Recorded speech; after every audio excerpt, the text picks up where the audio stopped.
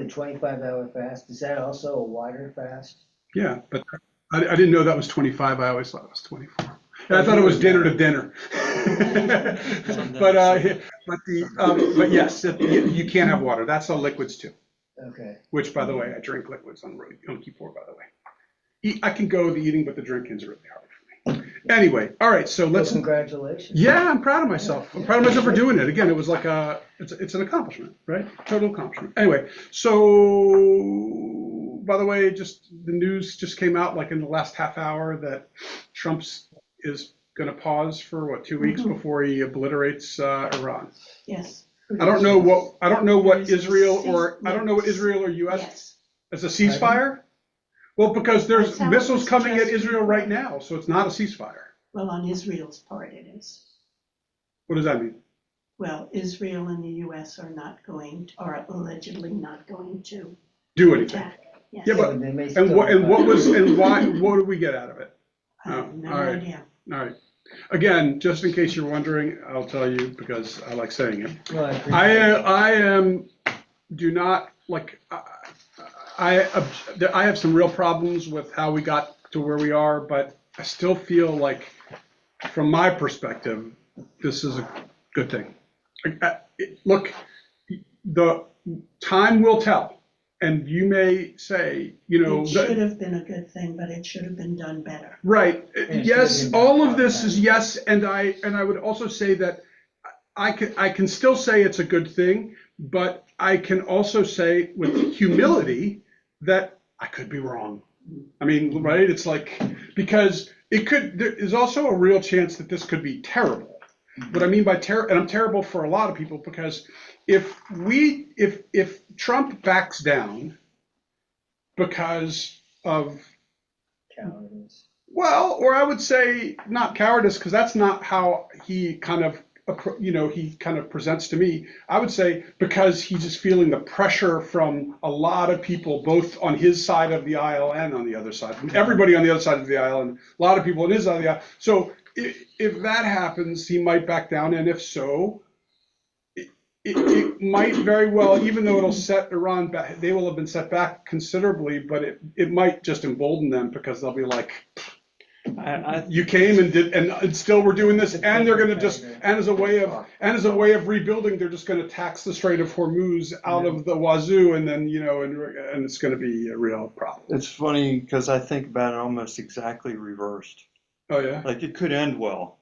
It may end really well, and I'm glad that all these people and leaders are gone, but I just don't have any confidence at all in our leadership and the reasons they're doing it, and their capability of carrying it out, their competence in anything. Well, but you have they to do. then on the other side, you have to say that the generals and the admirals are making the strategic decisions. But they're firing. They're firing so them. many of them. I know. They've gotten rid of all the lawyers already. I mean, Yeah. It's very scary. It what's is happening. everything is very scary. This is just one more piece of something that's very scary. That said, I still go back to the fact that, Did it need to be done? Yes, but not in this way. or I don't were there like You said better. It could have been done better. that, and I would say, but what I don't even know how to even articulate that. What I will say is that for Israel, Iran was an imminent threat. Mhm. Now, does that mean America needed to insert itself in it? I don't know. But Israel is certainly happy that America did. But I don't buy any of those things, because I mean, yes, they're an enemy, but they weren't doing anything. Yeah, Well, you're right. Are you kidding? What? They weren't doing anything. They Well- destroyed the whole Middle East. They attacked they were Israel. doing things, They're but enemies, Yeah. but we're That's unbelievable. at this time. right. I mean, I see what you're saying. But like, look, they have, been, but If he didn't do anything, and we all have problems with Trump as a personality, and we all have problems with the way he runs his politics, maybe, and all that kind of stuff. But I think if we didn't do anything, I think future generations would have looked back at us and said we were the Neville Chamberlain. And if we would have stood up, we wouldn't have had a nuclear Iran, and we wouldn't have had a real serious North Korea type menace in the Middle East. Yeah, and the other thing is, and I agree with that, and the other thing is, which I thought you were going to say, but and that is that, the protests in Iran, we missed the opportunity to support the protesters back during the Arab Spring about 10 years ago. Yep. And the protests in Iran, started up again. And now granted, they haven't been doing much recently because they're all afraid of being shot, and they have been. 20,000 of them were shot. So with good reason. But I think that what our leadership was thinking is, okay, there is an opportunity here with this protest movement kind of brewing, that it's like now or never, let's do it. Yeah, but to say that you're going to go blow up power. Well, that's a plants different and story, but villages. that was just what's happened over the last few days. Again, I hear you. He says things which are insane, but at the same does time, things that are insane. because he's All trying this to is- just push the envelope, push the needle a little But bit. all of this is well known. No, I Right. mean, the Strait of Hormuz is the reason that we didn't do this before. Right. We know that they can control They the should strait. have secured the Strait of Hormuz Yeah, somehow easy and to. gone in. Look, I agree with everything that's being said, and I do though want to keep saying Yeah. that we could allow this problem to fester and kick the can down the road, or we could do something about it. And this time we did something, which again, for me, Can I'm do it happy. Right. So Baruch atah Adonai Eloheinu melech haolam asher ktanu v'shatav v'tzivanu la'asok b'divrei Torah. So last time, we're still working on Reish Lakish. The last time we talked about, we started with this, and I'll just kind of look. We talked about how the gladiator part of him, the kind of the rough, tough guy. We talked about, though we did also talk about the fact that he is portrayed differently depending on the Jerusalem Talmud or the Babylonian Talmud. And the Jerusalem Talmud speaks of him more in terms of the scholar and rabbi, and the Babylonian Talmud speaks of him more of not the thug, but the thug. And we learned that but when he did something, he went into it 110%. He was like an intense student. He was meticulous in the way he studied. He was fire and brimstone.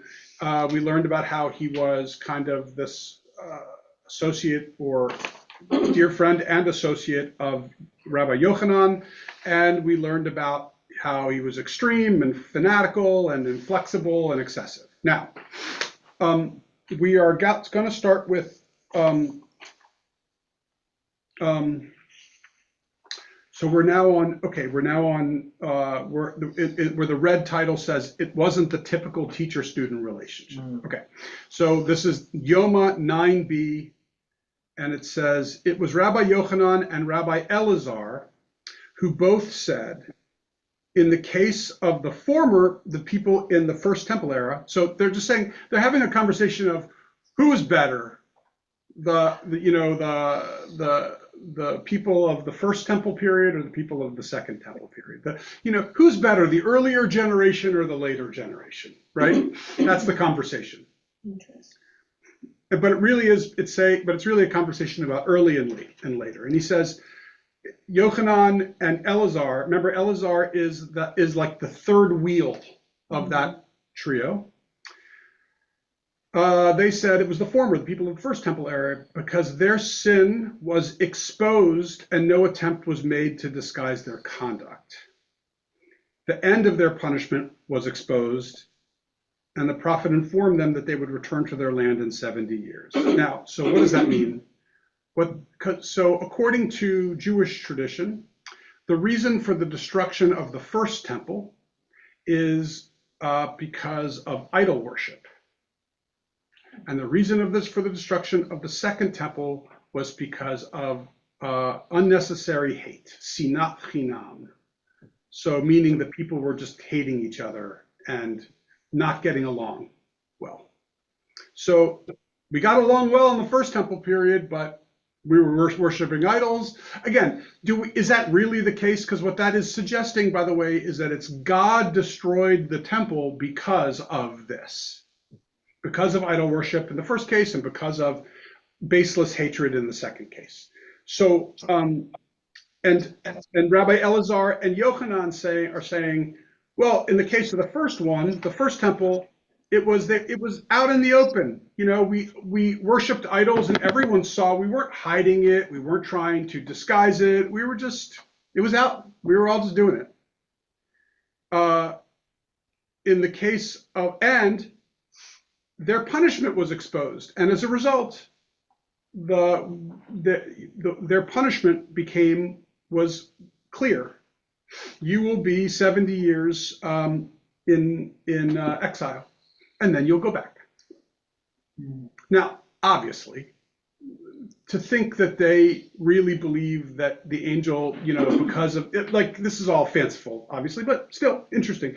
In the case of the latter, the people in the Second Temple era whose sin was not exposed, in other words, they were doing it, they were hating their neighbors, they were kind of, you know, unnecessarily being difficult with their people, with the others.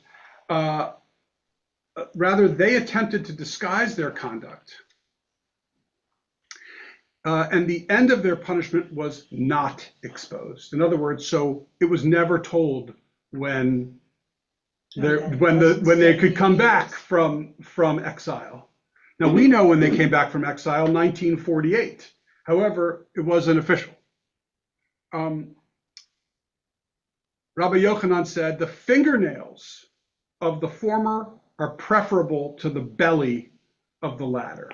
Now that I don't get. Right. It's like, I've got more guts in my little finger than you have in okay, your, yeah. it's, you know, the most insignificant member of the First Temple period is preferable to a distinguished person in the Second Temple period. So Reish Lakish said to him, on the contrary, the latter were superior. Even though there is subjugation by the kingdom, they are engaged in Torah study. In other words, even though there is, you know, Backbiting. well, that, and I was also saying harassment and persecution by the people in charge. Still, these people were engaging in Torah study. This is the second one now. Yeah, and he's actually referring to post Second Temple period as well. Rabbi Yochanan said to Reish Lakish, the temple will prove that the former was superior, as it was restored to the former, like what we said. Mm-hmm. The Second Temple was constructed after the destruction of the first. However, after the destruction of the Second Temple, it was not restored to the latter. Apparently, the former were superior to the latter. So what they're saying is that you know, that the proof is the fact that the temple was rebuilt as opposed to the Second Temple, which was not rebuilt. But there is a subtext here, and remember, who's writing this? This is The Babylonians are writing this, not the Palestinian Talmud, right? The Babylonians are writing this, and what are they trying to say? They're saying is that the first is better than the second, as in Rabbi Yochanan we respect. Lakish, who everyone is you know, talking about, he's the number two. He's not as preferable. Meanwhile, Reish Lakish is saying, no, I am the better. Is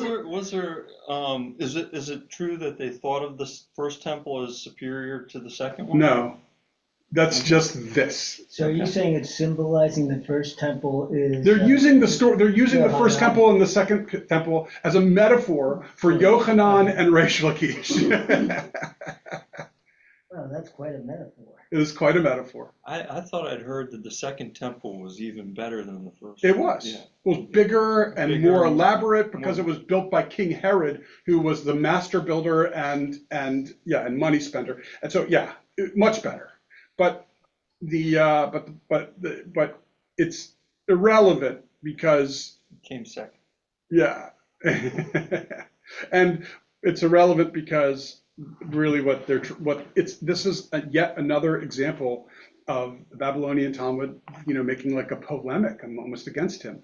You know, and in my mind, I can't think of another person who is spoken of like that as much, like who is used as this lightning rod for negativity, much like Reish Lakish, and perhaps No crying or anything. out there, yeah.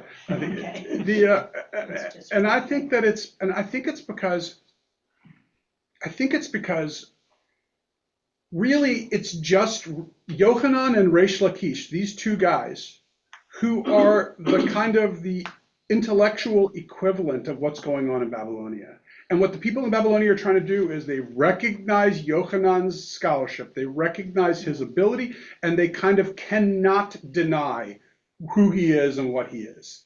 However, what they can do is stick it once or twice to Reish Lakish to kind of knock him down a few notches, so that at least none of the people in Babylonia have to say that they're competing with him. That they're just competing with the number one guy, and the number one guy is deserving of the respect. You know, it's like I guess the analogy would be the French basketball team. You know, and it's like, okay, fine, you've got Victor Wembanyama. He's fabulous. We'll agree to the fact that he's a game changer, no question. But whoever that second guy is on the team, he's no Wembanyama, and he cannot compare to what we have in America. It's kind of like that. He's a schlub. Well, they're trying to make him that way, even though it may not necessarily be the case. No, I'm not saying he is. He's Right. just And pretty nasty. because now look at the next one from Barachot, the Jerusalem Talmud.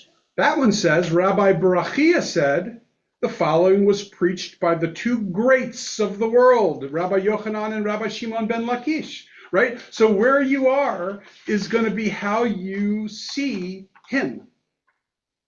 And it's. So the next one is the absolute most famous story of these two, and it's one of the more famous stories in the Talmud too. And so I broke it down instead of just putting the whole thing there. I kind of broke it down piece by piece so we could look at it one part at a time, and not necessarily jump over all, because there's so many great things about this. So here it is, Baba Metzia 84a. The Gemara relates, one day, Rabbi Yochanan was bathing in the Jordan River. Reish Lakish saw him and jumped into the Jordan, pursuing him. Okay, so let's start, by the way, remember, this is Babylonian Talmud. So already it's just, we have our ears up wondering, like, how are they gonna, be insulting of him, right? So he jumped into the Jordan pursuing him, like he was aggressively, like, okay. yes, and because remember, and they put in the notes, and the not bold says, at that time, Reish Lakish was the leader of a band of marauders. Well, that's not complimentary. Well, right, it's consistent with the gladiator narrative. I was gonna say, was this after he was a gladiator? Yes, So he became a marauder. yes, Now, yes, yes. Did this actually happen, or was this asserted against him? Well, I mean, it may all be fanciful, but it's all fanciful, but I mean, look, we don't know if he was really a gladiator or not, or we have no idea. It depends on who you ask. The Jerusalem people will say no, he wasn't, and Okay. the Babylonian That's right. people will say yes, he was. Except for the Jerusalem people will acknowledge, because you remember that one part in which he said, "I'll go and I'll go redeem that one guy." Remember that's that story last week about he said that I will. Rabbi Imi was captured in a riot. And Yochanan said, let's get his shrouds ready because he's a dead man. And Reish Lakish, Shimon ben Lakish said, even if I'm killed or I kill someone, I will go and save him with straight. Right. So even the Jerusalem Talmud kind of recognizes his, kind of mythical, almost celebrity status. But so Rabbi Yochanan said to Reish Lakish, your strength is fit for Torah study. No, what he's saying is, you are so strong, and that you need to use those muscles for Torah. Oh, okay. Right? Your strength is fit for Torah study. Like, take those muscles and apply them to something So of this consequence. This is before he's a rabbi? Yes. Okay. Yes. Well, except the Jerusalem Talmud would not agree to that, but Oh, the Babylonian Talmud is saying it. Yes. Because the Babylonian Talmud never actually calls him a rabbi, they just call him Reish Lakish, and they never give him that credit. But whatever. So yes, though, your strength is fit for Torah study, meaning, right? You are so muscular. If you could apply those muscles to Torah, can't even imagine what kind of Torah would be coming out of your mouth, right? But that's not a common perception No. He's the one guy who was Muscle like that. man. Everybody else He are is these all right. weenies, as you describe. Mhm. Yeah. So he's looking at him and he's like, wow. That's also applying today's concept of if you're a bookworm. Yeah, then you're weak and you're a nerd and you're not strong. You don't go to the gym. Yeah. Right? And by the way, this theme is going to continue. It's really amazing. So anyway, he says, Reish Lakish said to him, your beauty is fit for women. You are so beautiful. I thought you were a woman. And if you remember a few weeks ago when we were doing just the Rabbi Yochanan part, and we talked about how he would go stand out at the entrance to the mikveh, and so when when the women would come out, they would stare at him and they would kind of get excited because he was so good looking. This is Johanna. Yochanan, right? Yeah. So Reish Lakish says back to him when he says your strength is for Torah, and he says you are as good looking as a woman. Rabbi Yochanan said to him, if you return to the pursuit of Torah, I will give you my sister in marriage, who is more beautiful than I am. So if you just come back with me and apply those muscles to Torah study, Mhm. then you can marry my sister, who is better looking than I am. Now, remember, again, this is the Babylonian Talmud writing this, meaning that, so perhaps they are trying to explain how it is that Yochanan went from being a gladiator to being a person who studies Torah, not rabbi. They don't credit him with that, but a person who studies Torah. Rabbi Yochanan, it was more beautiful. Reish Lakish accepted upon himself to study Torah, right? So he agreed. Now, subsequently, Reish Lakish wanted to jump back out of the river to bring back his clothes, but he was unable to return as he had lost his physical strength as soon as he accepted the responsibility to study Torah upon him, right? So, right, So this he's is lost the attractive muscular ability he had the moment he to said enable Torah, him to study Torah, correct. and as soon as he says, okay, I'll study Torah, he loses it. No, it's like there's this, it's like this magnetic negative attraction. He's being pulled in the opposite way. He can't go back and get his knives and his whatever weapons, that he is just kind of pulled out, and he's no longer going to be dressed kind of in this thuggish marauder way, but rather he's going to be dressed like a good old fashioned, Torah book or yeshiva book. A marauder's like a thief, right? Yeah, but I think the word really, because remember, this is just the insert. This isn't what they said. This is what Safaria had to say about it. I mean, it's just basically a thug. Yes, a thief, but more of a thug kind of a guy, like a tough guy who runs around. You see the bunch of guys on horseback, the old Wild West. You think of the guys who come into town, and maybe a thief for sure, but it's just an unsavory type. He's from the gladiator arena, according to the Babylonian Talmud. That's the other piece to this. Who knows? It's fun. And it's also fun to see how one and the other don't really match up. If they'd had motorcycles. He'd be on it. Yeah, he'd been on a motorcycle for sure. So it continues. Rabbi Yochanan taught Reish Lakish Bible, meaning he didn't know anything. The Babylonian Talmud is trying to say this guy is almost like a Kiva, in which he knew absolutely nothing. But unlike Akiva, he's not Akiva. But in terms of he's starting from square one. Meanwhile, Yochanan's already a rab. That's the distinction. They're trying to the Babylonian Talmud trying to communicate this huge chasm between the great Rabbi Yochanan and his number two, Reish Lakish, who learned Aleph Bet when he was 30 years old. So he taught him Bible and taught him Mishnah and turned him into a great man.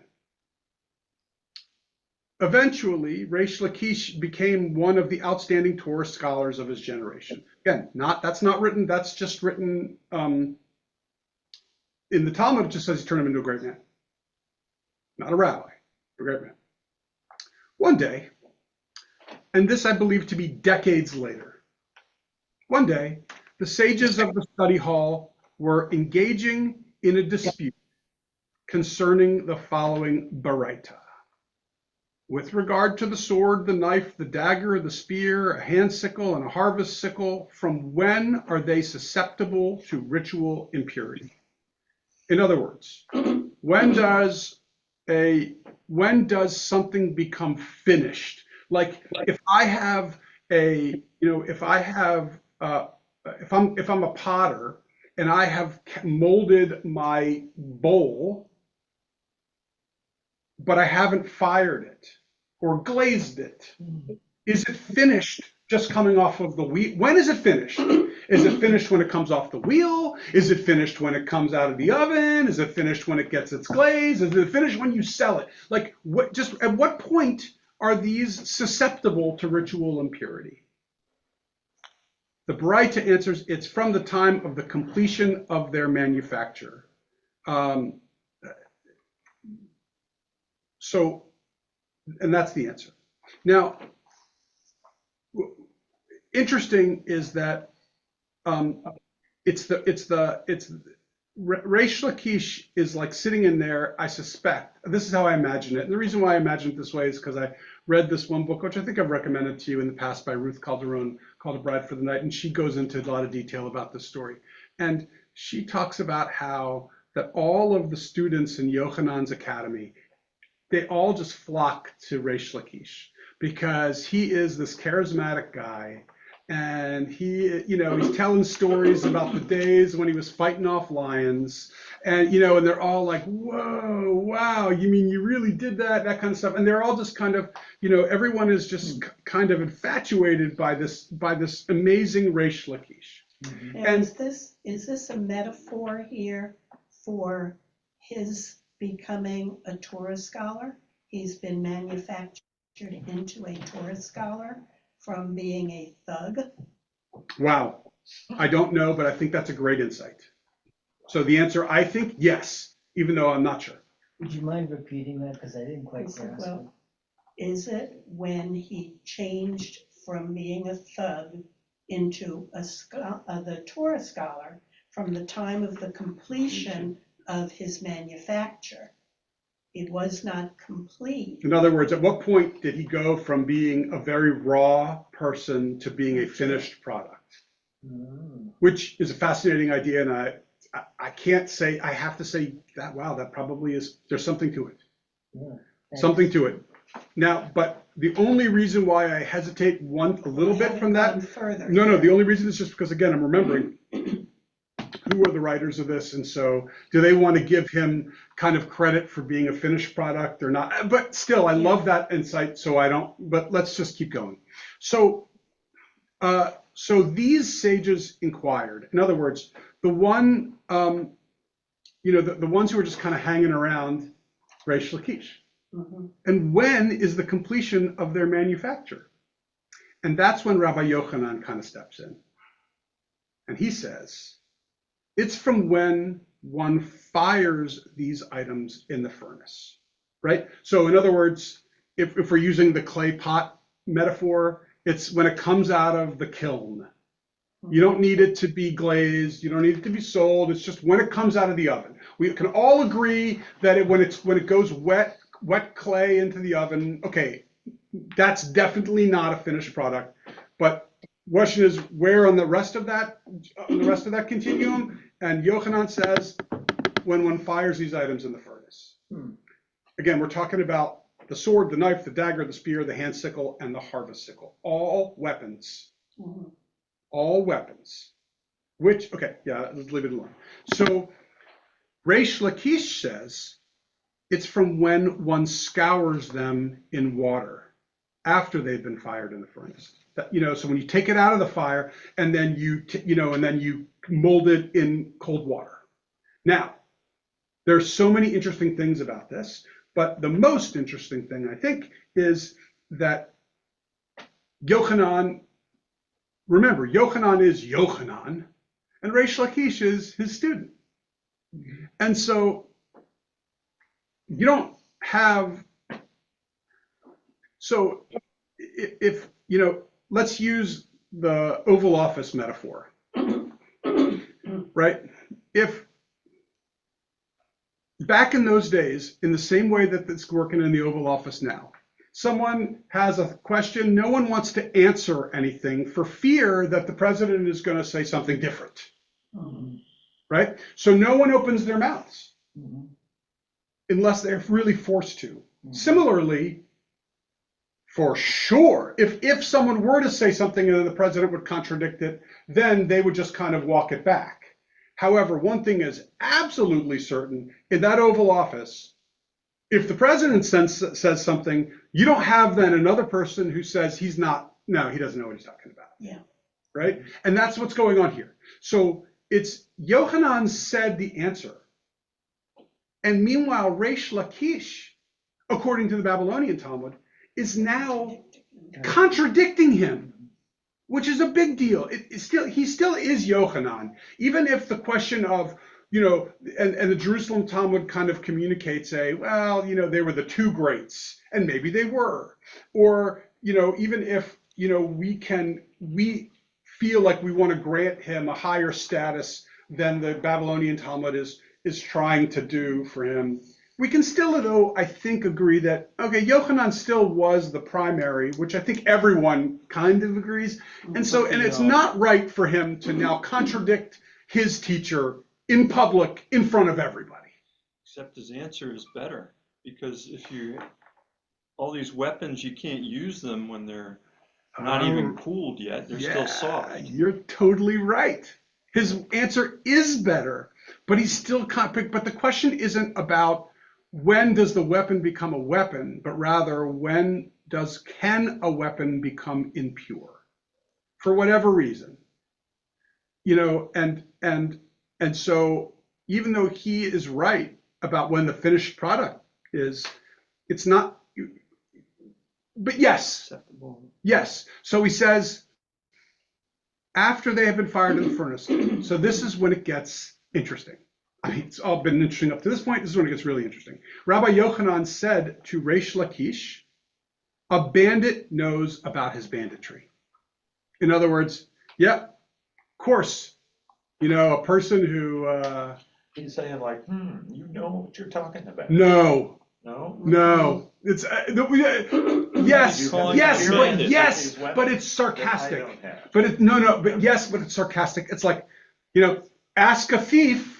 They'll know, like if they're asking a question about when is what's the best way to crack a safe, and says, you should do 3 to the right, 2 to the left, 3 to the right, and he says, no, it's you do 2, 3, and then you listen carefully, and then it's like, we should have asked a thief, so he's insulting him with his a bandit knows his banditry, because for decades he's given up that path. He has a completely changed life.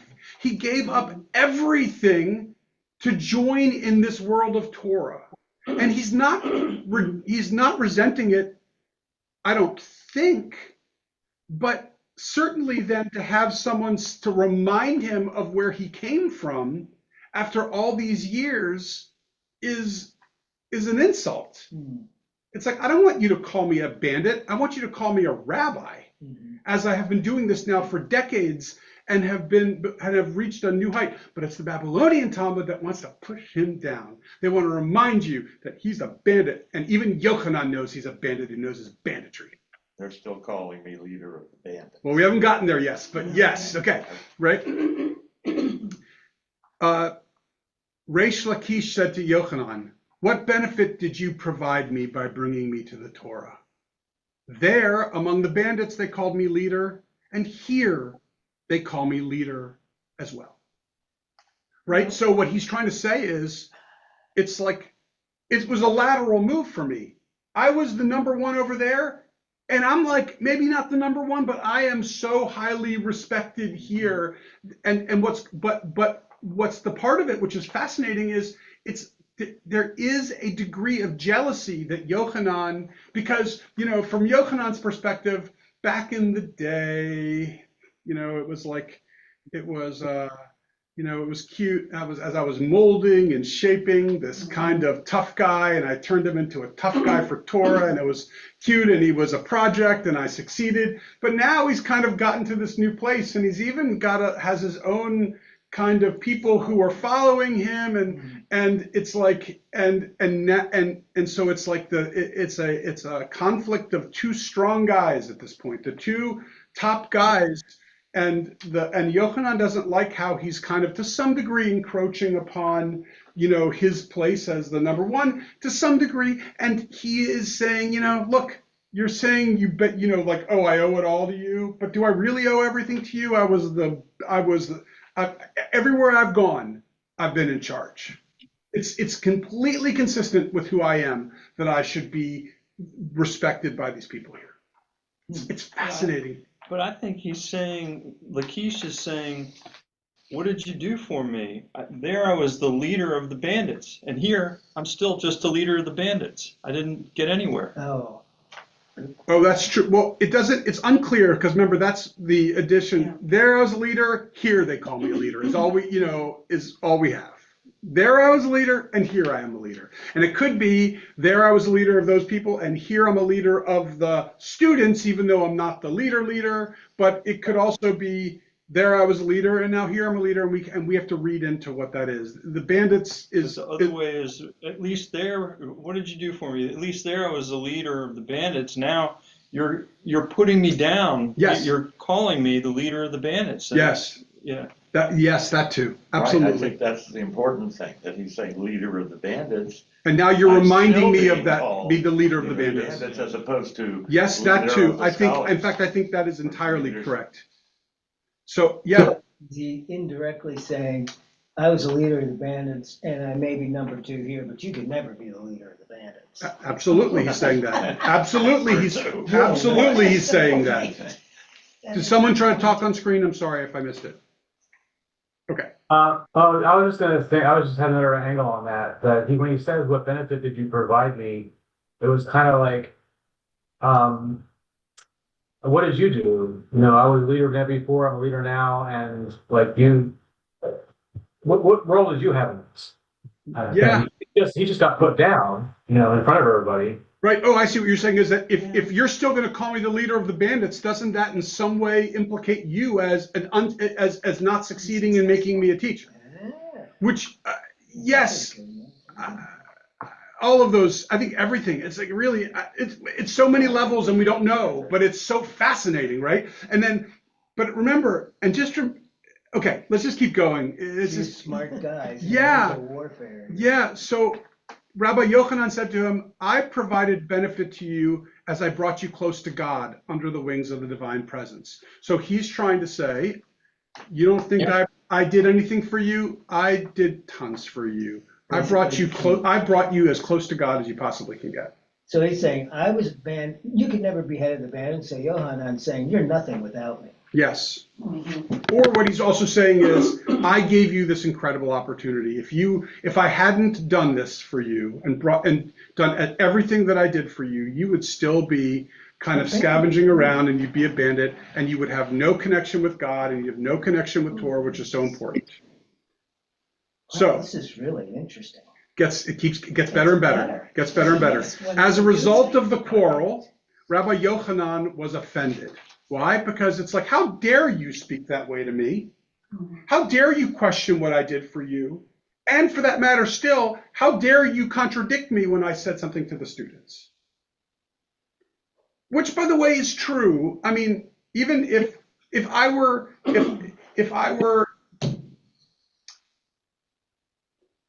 went back to my school and one of my teachers was there teaching, and said something which I disagreed with, I wouldn't say anything out loud. I would wait. Maybe I would say, hey, I'd have thought about this. I kind of wanted to pick your brain about it after the fact. Right.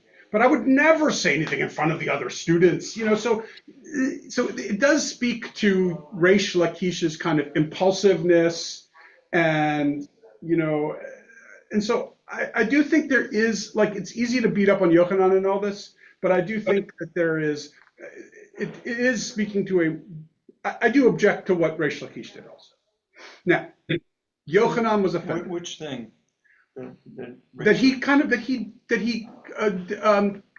spoke out against what his teachers, Yochanan said something. It's when it comes out of the fire, and Reish Lakish says wrong. wrong. Like, who says your teacher's wrong? Like, again, especially in that he's the primary TA in all this. You know, I've done that, I'll tell you, I paid for it. Yeah, it's rude. It's rude. Yeah. But it's entirely consistent with Reish Lakish's personality. But it's rude. Still, what Yochanan said to him about a bandit knows his banditry, right? That's rude. That was like a biting, nasty comment. What he should have said to him was, "See me after. No more talking." Right? Okay. Anyway, as a result of the quarrel, Rabbi Yochanan was offended, which in turn affected Reish Lakish. Now remember, because these two guys were bosom buddies, they did everything together, not to mention brothers-in-law, right? They did everything together. They were absolute best friends, study partners, everything. Like, so, I mean, it's Ernie and Bert,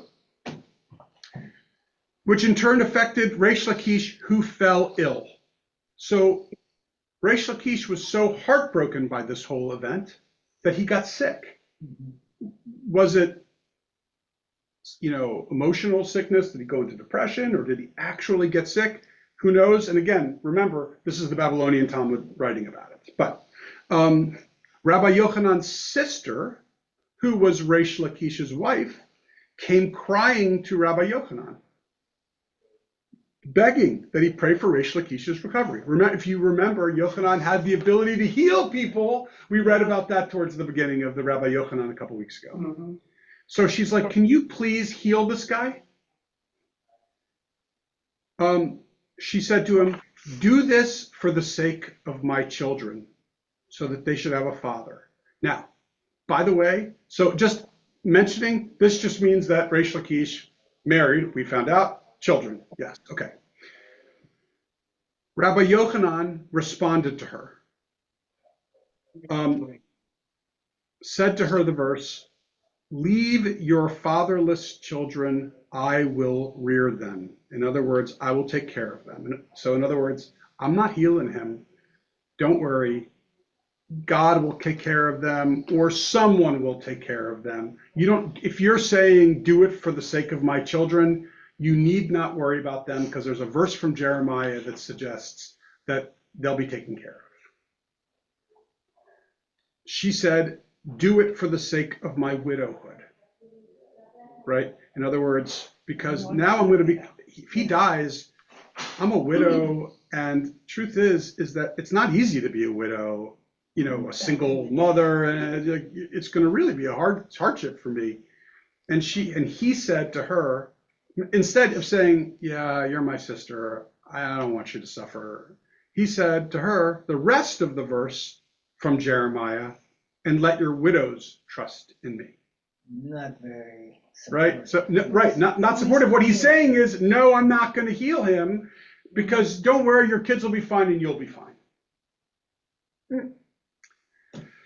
Sounds pretty stubborn. Is me God in that sense? Yes, it's me as God, but Okay. but he's using that text. It could mean me, Rabbi Yochanan. It could be me, God. It could be anything. But yes, he's referring to God. Ultimately, Rabbi Shimon ben Lakish. Wow. Guess what happens for the first time here? They called him by name, Rabbi Shimon ben Lakish. Do you think that Reish Lakish corrected Yohanan to be insulting? No. Or because he, Impulsive and wanted to give the right answer. right, so. But yeah, impulsive, so- again, it goes back to if I was there in front of my teachers, would I correct them in public in front of all of the students, or would I say afterwards, "Hey, I want to pick your brain about something," because it's rude. Again, is it rude enough for Yochanan to then bite back at him with, "Oh, a bandit knows his bandit"? No, I don't think it was that bad, but it is completely out of place, out of character, and I can't think of another example in which a student or a second in command, so to speak, corrected the first in command. There's a hierarchy, and it doesn't work that way. In fact, you remember the story a long time ago we did, but I bet you remember about Yehoshua and Gamliel. And Yehoshua, and they're talking about it's about the moon. Anyway, the point is that, and so Gamliel's giving his lecture, and he says something, and he says, "Does anyone disagree with me?" And Yehoshua's silent, even though he had given a different answer earlier, but not in contradiction because he didn't know what he said. He just gave a different response. And Gamliel says, anybody object to this? And Yehoshua was like, no, because now that I see you're saying it that way, I'm not going to correct you, even if I know I'm correct. I'm going to just let it sit because you are the Nasi. Does that make sense what I just described? So even in the case of Yehoshua and Gamliel, which is probably the most famous case of something like this, Yehoshua didn't correct them. He just sat there and took it.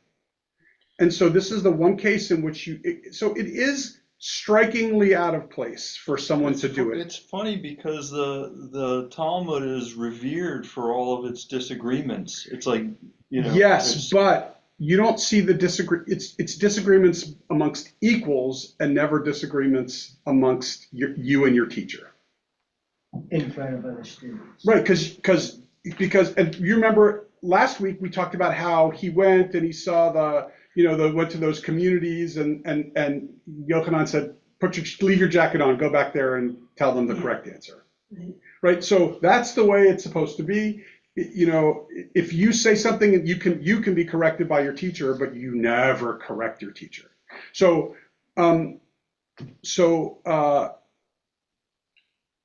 ultimately, Rabbi Shimon ben Lakish, Reish Lakish,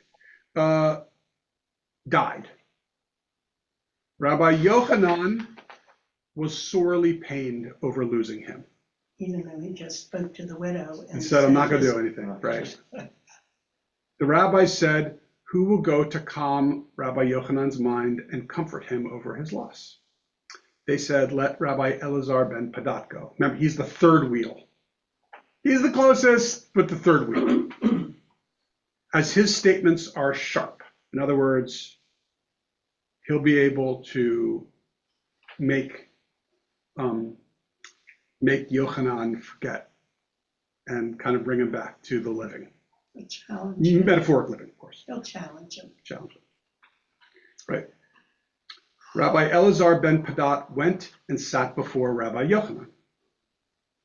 With regard to every matter that Rabbi Yochanan would say, Rabbi Elazar ben Padat would say to him, there is a ruling which is taught in a Baraita that supports your opinion. In other words, he was so smart that he could confirm everything he said with proof in some way or another. Yochanan said to him, are you comparable to the son of Lachish? In my discussions with the son of Lachish, when I would state a matter, he would raise 24 difficulties against me in an attempt to disprove my claim, and I would answer him with 24 answers, and the halakha by itself would become broadened and clarified. In other words, he didn't say, yeah, good job. He said, wrong, right. He wasn't a yes man. He was the opposite. He was the one who said, let me poke as many holes in this as I possibly can to make sure everything you say is razor sharp. Right? And what Yochanan is saying, and I needed that person to keep me on my toes, to make sure that I was doing the right thing, to make sure that I wasn't just being, well, I'll just say whatever, because I'm so much smarter than everyone else is here. I can say all sorts of different things, and I can mail it in. That's the expression, and I don't really have to do. But and what he would do was say, yeah, but what about this? If I said, there is no hell, he would say, well, what about when Jacob said, I will go down to hell mourning my son? Oh, good point. Well, that meant this, and so it still is this, but great, thank you for making me think about that. And when I said, it's like he would always give me the opposite, because that's the way the Torah can work. Everything, every law, every rule, everything can be, it's the same goes even to this day when someone says, well, Judaism says you're supposed to care for your neighbor, right? Yes, that is very true. Judaism says that. But Judaism also says that you should care for your family before you care for your neighbor, right? So again, it just means you can always cherry pick the proof for what you want to say. I can say anything I want and give you some Jewish proof for it. But then another person can say the opposite and also give you Jewish proof. As you said, care for your neighbor, I was thinking, yes, unless you're leaving Egypt and then you go rob your neighbor. True too. But my point is, my point is that, right? And that was every bit as true. Yes. So, and that's what Reish Lakish would do, right? He would say, if Yochanan would say, well, it says that, you should love the stranger, for you were strangers in the land of Egypt. And then Reish Lakish would say, yes, but don't forget that when we left the land of Egypt, we stole from them. Mhm. So is that loving your neighbor? And then Yochanan would have to say, oh, good point. Let me think this through just to be sure I have this correct. So what he's saying is, yes, Padat, great job. You're able to confirm everything I say. We have a different number here, 24 answers instead of 36 or 7. What do you mean? Is there, well, he says though, he would answer him with 24 Difficulties. answers. He would answer with 24 difficulties and he would answer with 24. Yeah, because. Are you just saying that the number 24 is a bizarre number? It's well, kind of it's unusual. a different number. Yeah, it's a good point. It's not. And what's the significance of 24? I or do not is know. it 24 because it is not particularly significant? Great point, and I don't know. And I don't want to answer because it's Okay. like, I would definitely be just making something Or up. is it 48? I don't know. Again, Yeah, I don't know. I again, can't 24 speak to the plus to the significance of the number. Which is, It has me kind Part of of curious, 18. and it's like I'm just going to write a little note and hope maybe I come back to this one of these days. And why 24? So the one thing I'm a little unclear on, the son of Lachish was contradicting him. Yeah, too. Reish Lakish is the son of Lakish Oh, I'm sorry. because it's Shimon ben Lakish, and so it's like saying, it's That's you know right, what it's Ben like. Lakish. It's like people in Babylon call him, in Israel they call him Michael Jordan. In Babylon they call him Air Jordan, and now they're just calling him Jordan, right? You get the point. Okay, so and yet, so we just fed the halakha would become broadened, and yet you say to me there is a ruling which is taught in the Braita that supports your opinion. Do I not know that what I say is good?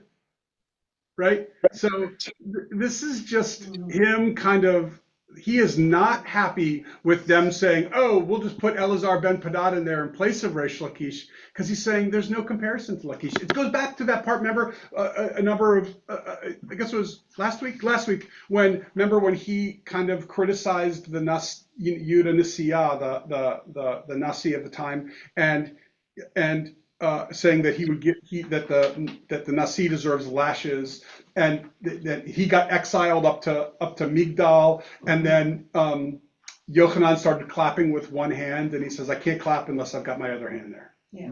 Right? So, and so he's like, look, I don't need you to tell me that I'm right. I'm looking for someone to challenge me with why I'm wrong.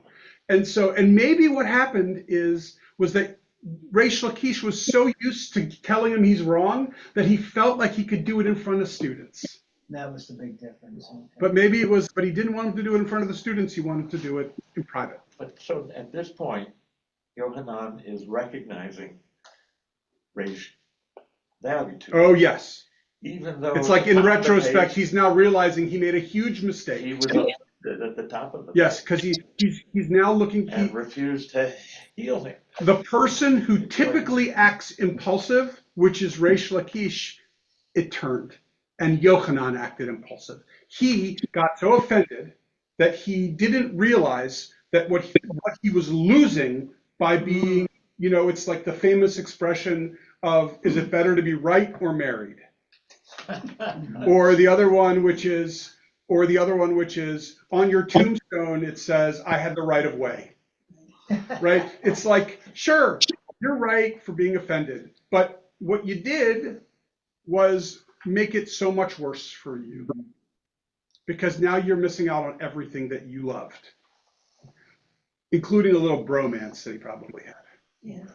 Now Rabbi Yochanan went around rending his clothes, weeping and saying, "Where are you, son of Lachish? Where are you, son of Lachish?" So he becomes almost, what's the word, like he becomes just inconsolable and almost psychotic, right? Rabbi Yochanan screamed until his mind was taken from him. He went insane. The rabbis prayed and requested for God to have mercy on him and take his soul, and Rabbi Yochanan died. So they were praying for him to die. Yes. I mean, I was. Again, this This is, is kind of Romeo and Juliet. yes, very much. It's that romance I said. And also remember, this is like the Babylonian Talmud kind of telling the story. But Yeah. it is, you know, What about Reish Lakish's wife? I mean, yeah, Reish Lakish's wife. Yeah. well, she became a widow. By the way, so let's look at the postscript, which is the one last one. She married a Greek shipping tycoon. That's hilarious. Aristotle Onassis.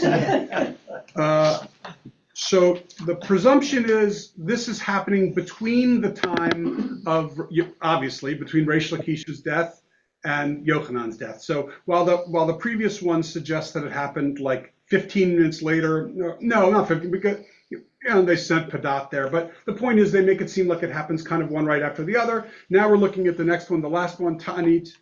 Rabbi Yochanan found the young son of Reish Lakish. So one of those kids that he had, when he was sitting and studying, and he was reciting the verse, "The foolishness of man perverts his way, and his heart frets against the Lord." So the foolishness of man, this is what the kid is saying. The foolishness of man perverts his way, and his heart frets against the Lord. Now, this verse means that when someone sins and every manner of mishap befalls him, he complains and wonders why these things are happening to him. Now, it's hard to not think of, Yochanan and kind of like his foolishness and sinning of what he said and how he acted, and about how he was then, crying out to God to help him, which didn't work. So, but anyway, Rabbi Yochanan sat down and wondered aloud about this verse, saying, "Is there anything that is written in the writings that is not alluded to in the Torah at all?" In other words, I'm curious if you picked this verse from Proverbs to study when you could have just studied a verse from the Torah, right? And he's saying, wow, maybe this is the one thing that's not alluded to in the Torah. The child said to him, "Is that to say that this idea is really not alluded to in the Torah? But isn't it written with regard to Joseph's brothers? And their heart failed them, and they turned trembling to one another, saying, 'What is this that God has done to us?'" In other words, no, there's a verse from the Torah that kind of alludes to this. It's that story that the brothers said when they were crying out to God, just like this verse says, because they did something wrong. Now, this verse exemplifies the notion that when one sins and encounters troubles, he wonders why it's happening to him. Impressed by the youth's wisdom, Rabbi Yochanan raised his eyes and stared at the boy. At this point, the boy's mother came and took him away, saying to him, "Come away from Yochanan, so that he does not do to you as he did to your father." Right? It's like The boy's mother is Yochanan's sister. Mhm. Okay? So what's happening? So number one, this confirms confirms. This is another example of communicating Rabbi Yochanan had a son. We don't know his name, but he had a son. What else do we know? That the son was young, but appeared to have a little Torah future in him. No, it was Lakeish's son. Yes. Oh, I said Yochanan, sorry. Yeah. Lakeish's son was young. And this was before Yochanan went mad. Yes, correct. And finally, it clearly shows that Yochanan's sister, Reish Lakish's widow, is still very bitter about this. Blames the Right? Blame. Yes, blame. And you can see it's like there's something almost, you imagine there's something almost very selfish about what's happening with Yochanan right there. He's like, oh, I lost Reish Lakish, but I'll get Reish Lakish B. I'll get the son, which he clearly, shows that he's got, a mind for this kind of stuff. I can get what I miss back again, and it'll be in his son, right? But the sister's like, no way. I'm not bringing anyone around you. Did the sister's actions cause his increased Yeah, that's what mourning I'm wondering. and Probably. cause him to go crazy? Probably, Yeah. when he realized that he wasn't going to find another He person, wasn't going to because she find was him. going to stop anybody from being that person to him. Yes, Cool. So she cursed him after he had cursed her husband. Nothing new under the sun. That's what I was. yeah, I know. Nothing But new isn't it under like the a sun. It's okay? like soap operas. But isn't it such a great story? It's a great story because, especially because what I love most about it of all is just because Reish Lakish is just is made out to be this tough guy, right? And so it's just like these two opposites who completely attract, but then and they really are serving each other well. Everything is going so well, but just one little thing happens and everything goes down, right? I mean, and boy, something tells me that every single person in this room and on that Zoom right now will give you an example of someone in their family or whatever. One thing happened and now these two don't speak to each other anymore, right? It's not death, but it's like one little thing, one little, snide remark, and it sent everything going downhill. And what happened here, and again, so it's like, it's almost to say also that again, it's the Babylonian Talmud trying to maybe now, even though they respect Yochanan, but again, they are kind of, in a way, they're kind of, pushing him down a notch. I think it pushes Yochanan down. Yeah, yes, I'm saying the Talmud is now pushing Yochanan down a notch. Oh, okay. Yeah, because he's proving to not be worthy of students anymore. he's His own heartless. sister doesn't want anything to do with him. He's proving himself to have been just heartless. Heartless or excessive or impulsive unnecessarily, and it's Leave So- your father. I mean, the thing is that like when let's see the question, they're talking about a question, and that's supposed to be the important thing, right? If you're again, but he insulted him by contradicting him, and just because of that, right? It's like, again, that goes back to what I was saying about the families. You said one thing someone said in a family, and all of a sudden it just kind of cascaded into this terrible little blowout, which now there's no coming back from it. But it was all because of this one stupid thing that was said.